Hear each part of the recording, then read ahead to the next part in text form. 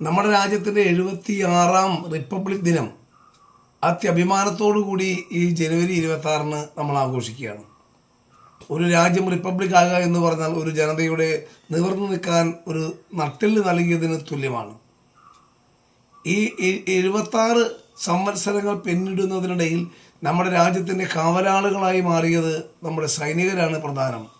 ഭരണകൂടങ്ങളുണ്ടെങ്കിലും അതിർത്തികളിൽ, മഞ്ഞുമലകളിൽ നമുക്ക് വേണ്ടി കാവൽ നിന്ന നമ്മുടെ സൈനികരോട് എങ്ങനെ നമുക്ക് സ്നേഹവും ഐക്യദാർഢ്യവും പ്രഖ്യാപിക്കണമെന്നറിഞ്ഞുകൂടാ.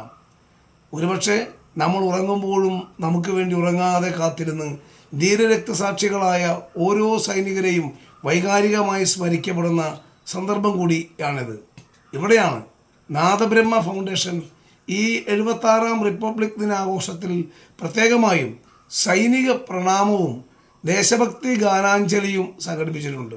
വലിയ സന്തോഷം തോന്നുകയാണ്.